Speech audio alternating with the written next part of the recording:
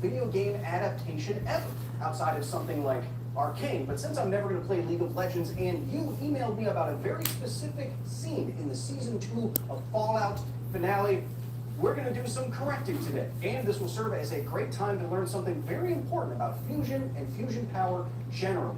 Who knows? Maybe one day Lord Todd on high will see this and smile.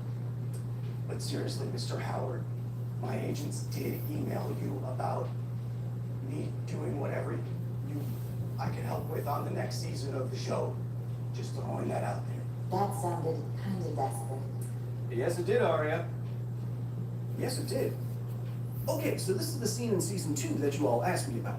The ghoul asks Mr. House what would happen if you shot the cold fusion diode, and Mr. House replies, quote, unclear, but if it were to expel all its energy simultaneously, the damage would likely extend to other planets, so I would exercise extreme caution. Now, Robert House is a smart guy. One interpretation of this line would be that he is bluffing. He knows that the ghoul wouldn't know if it was accurate either way, and he doesn't want to be turned off of it. However, since the Fallout show does seem genuinely confused about what nuclear fusion is, we are going to take Mr. House seriously here because I'm pretty sure the writers think the diode is something else, and they are still confused even if it is that other thing. Nuclear fusion is the process where, if net energy is released in the form of gamma rays and neutrons, two less stable atoms are forced together by extreme conditions to form a single, more stable atom. The energy released is equivalent to the difference in mass between the two atoms and the newly formed atom. And by extreme conditions, I mean like hundreds of millions of degrees of temperature and hundreds of billions of atmospheres of pressure. The conditions are really important to note because whatever the scientists in the Fallout universe achieved, it was able to take a fusion reactor down from the size of this to this, a fusion core that fits in your hand.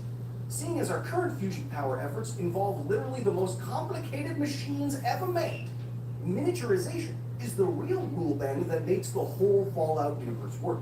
Every good sci-fi has one. The Expanse has fusion engines that are now very unfortunately named, and Mass Effect has the Mass Effect, etc. If you've attached any of my work to your brainstem before, you probably already know how nuclear fission works. Spicy rocks make steam, you're welcome. In this way, fission is rather passive. If you set all the uranium up right, it does the chain reaction work for you. Fusion, on the other hand, is not passive. It is very active. You need superconducting magnets, and cryogenic cooling, and vacuum chambers, and a constant injection of fuel. Fusion is hard to make happen, and that's actually one of the main benefits of the technology. Because it takes crazy temperatures and pressures and magnetic fields to keep going, if something bad happens with the reaction inside a fusion reactor, fusion just stops. No explosion, no meltdown, no release of radioactivity. Fusion reactors are what the nuclear industry call inherently safe. This, of course, means that if a ghoul were to shoot a miniaturized fusion reactor, cold or otherwise, it wouldn't result in a solar system-ending explosion. Nothing would happen. I can be generous with good sci-fi, but this just isn't how fusion works. And as a nuclear boy, it makes me worry that people come away from this thinking nuclear is much more dangerous than it is. But I do love me some Fallout, so we're going to give the show another B of the D. Benefit of the doubt. I think there is something that Mr. House could have been referring to that would generate a tremendous explosion if the ghoul disturbed.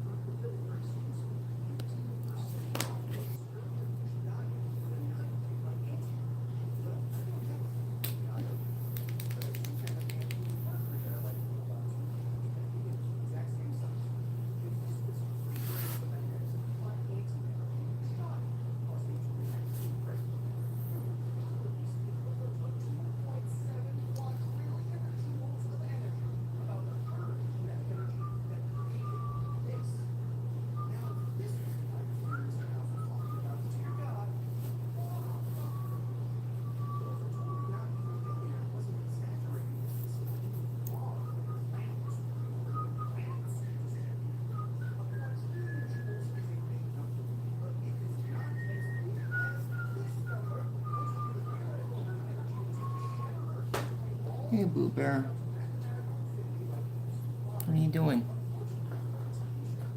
Hmm? Come here, buddy. Thank you, Boo Bear. Got a ball. Got a ball. Are you gonna sing for me?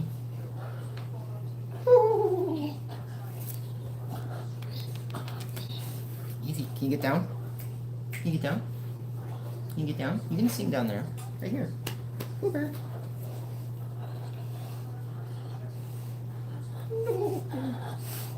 Alright, give me a few minutes, okay? Give me a few minutes.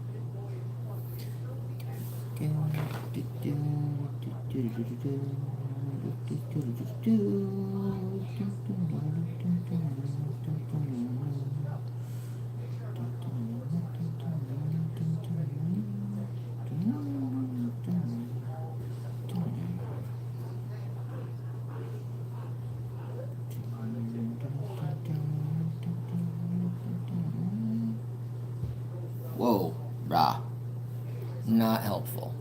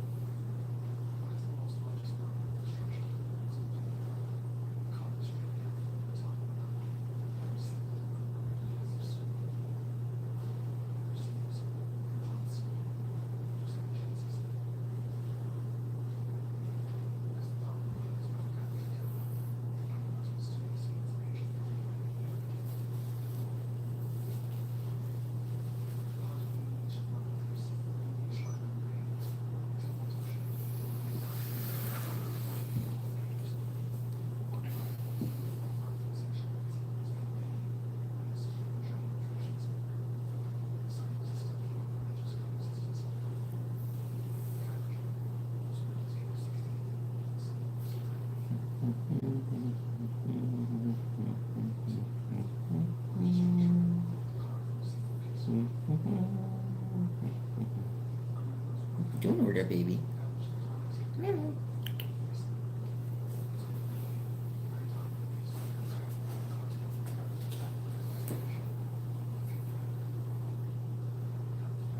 Kitty, kitty, meow, meow.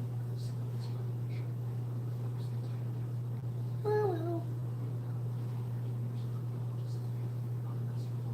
Baby. Kitty, kitty, kitty. Holy sneezels, Jackson.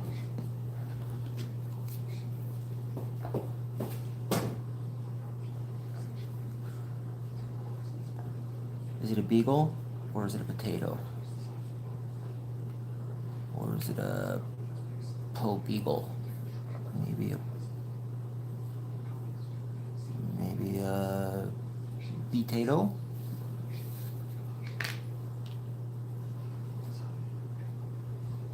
You little jiggly. Oh, Jackson.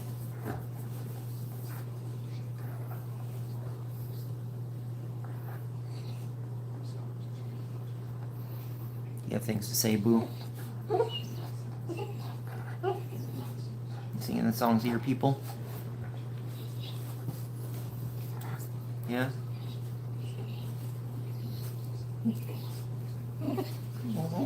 No manners? All over the furniture? Hi, Santa.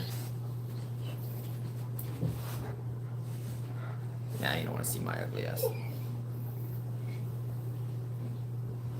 Oh, Santa. Yeah. You gonna sing?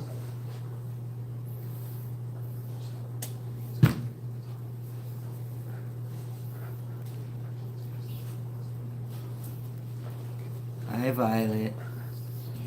I miss you. Okay, I was drawing. That's a lot of breath in my face.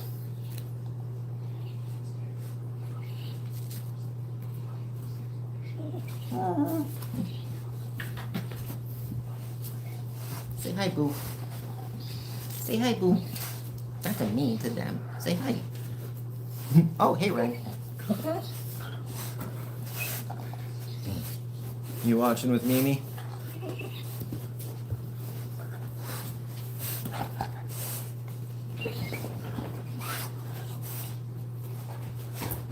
Baby is also here.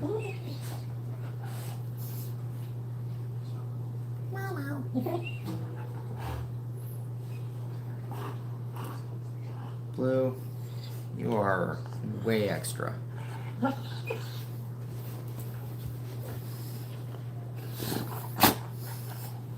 Violet's obsessed with the little brother.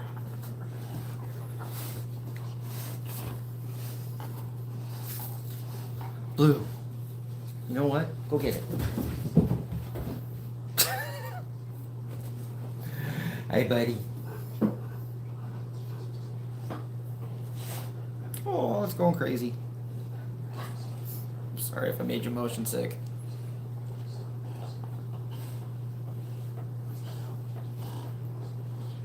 I should probably cap this at this point. On a positive note, I think I might have fixed it.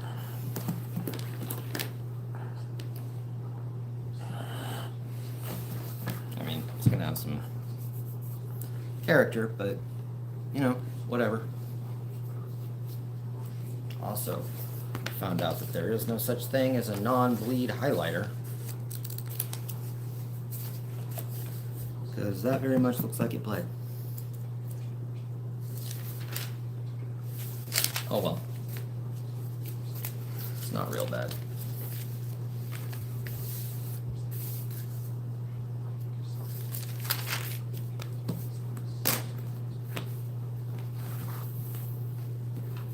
That part done.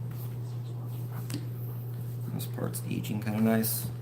Going over it with the engraver thingy first really makes it last a lot longer. It's like kind of giving it a tattoo. Going to color this in next, and then put AMORC here for my Rosicrucian stuff.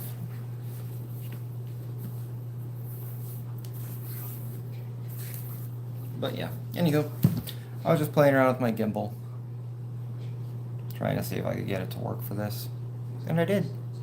So that's about that. I'm also glad that I got to say hi to you guys. Thank you, Raina and Moira.